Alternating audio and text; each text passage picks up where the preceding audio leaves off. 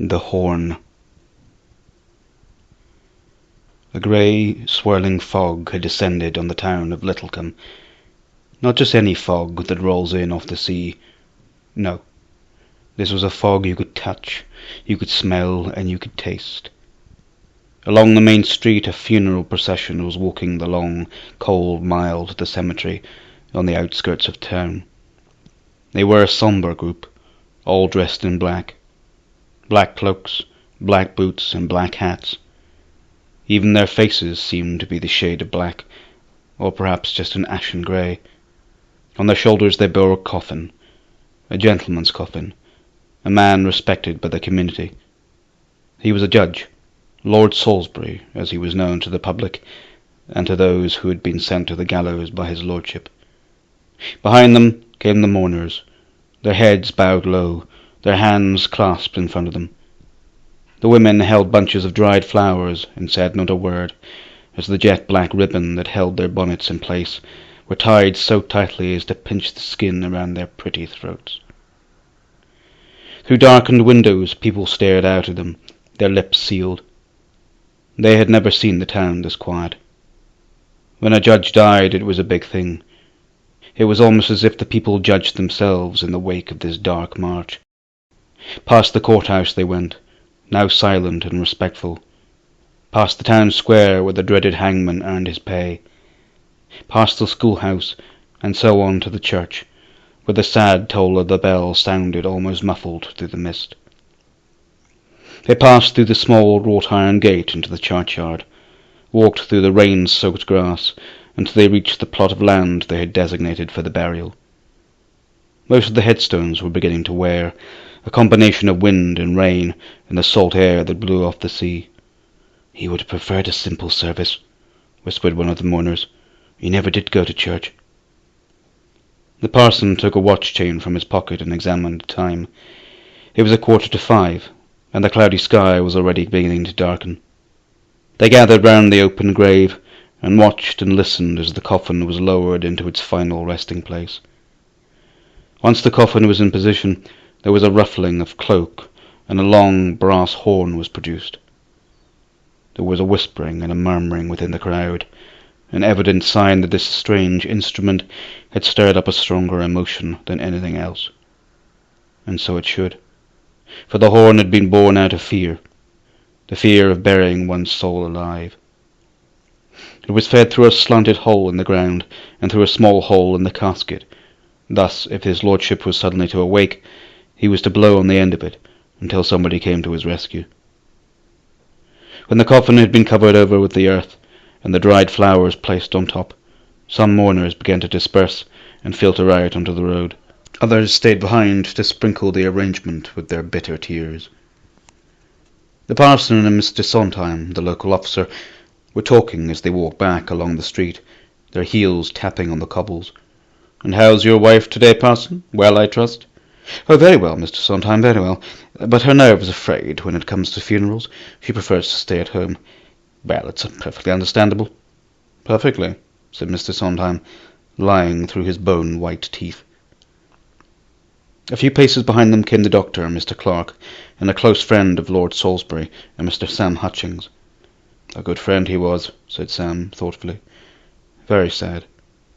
What was the cause of death, doctor?" "I concluded it was his heart. The missus told me he'd just collapsed. Seemingly he had had quite a lot to drink the previous night. He would have felt nothing, I assure you." "I believe you," said Sam. But despite his assertion, the doctor had suddenly begun to feel a niggling doubt when the last nail to the coffin had been hammered in. The doubt had arisen from the knowledge that not all his patients had gone peacefully into paradise. Not all his patients had lain so still in their caskets as to cause not a scratch on the fastened lid. It had happened before. How or why he had no idea. But if the judge awoke in his coffin and blew on his horn, then all hell would break loose, he was sure of that. The darkness crept further in, until it smothered even the suffocating fog. People bolted the doors to their houses and slipped into bed, smothering their shamed faces under the quilt. The doctor sat in silence by the glow of his fireside, listening in fear for that dreaded sound. Sometimes he could almost convince himself he could hear it. Mr. Sondheim sat in an armchair with a rug across his knees, a book of law held firmly in his hands. The Horn idea was folly. When you are dead, you are dead.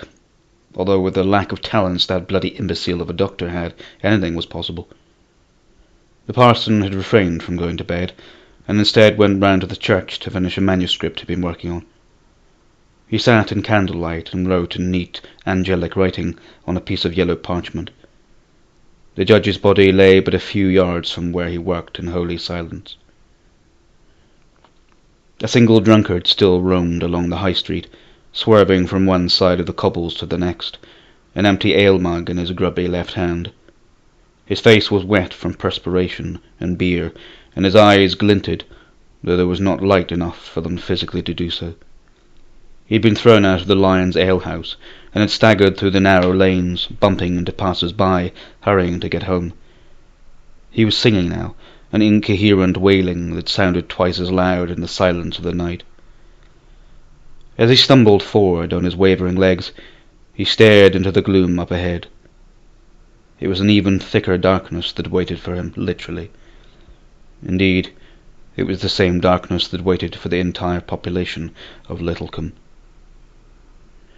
The time sailed on into the deeper night.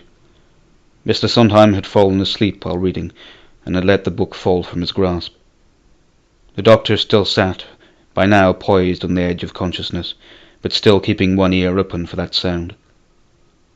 Somewhere a mother was rocking her restless baby, lulling it to sleep with a comforting tongue, a comfort she did not feel herself. There was a contagious unease in the air tonight, something nobody could explain. One felt that sooner or later something was going to go snap. The parson had just finished off his manuscript and was signing it at the bottom when the watch on his chain struck 11. And then, from out of a dead calm, there came to his ears the shrill blast of a horn. The parson dropped the quill he'd been writing with. The woman with the baby turned in terror towards the sound. Sam Hutchings awoke with a start, and the judge's wife screamed. But worst hit by the sound was the doctor himself. He sat rigid in his chair, frozen in mortal fear. The doctor had made a fatal mistake. He had buried the judge alive. The parson stood up hurriedly, his whole body trembling. He rushed to the door of the church and ran out into the night. From down the street he could see burning torches coming towards him. He heard shouts, more people. The horn shrilled out once more. All over town people were rushing from their houses to help him. The unease had turned into a roaring, palpitating tension.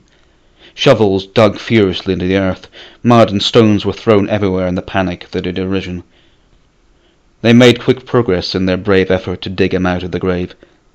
Eventually their spades hit bare wood. Everyone was shouting now, but the horn had stopped long before they reached him, and by the time they had wrenched the lid off, there was a sickening silence from within. The judge lay in his rich courtroom robes, one hand clasped around the end of the horn, the other falling limply by his side. His face was twisted in fright, his lips pulled back to reveal a leering, heart-stopping grimace. It seemed the judge had twice met his death. But the townsfolk knew now that what they had carried to the cemetery was no dead man. And yet it had been the doctor who had ordered the casket. It had been the doctor who had diagnosed him as being dead. And the doctor wasn't even here. Mr. Clark, the doctor, was still sitting by his fire when they broke down the door. He was still staring into space when they dragged him into the town square. And he was still staring when they hung him from the gallows that stood in the square.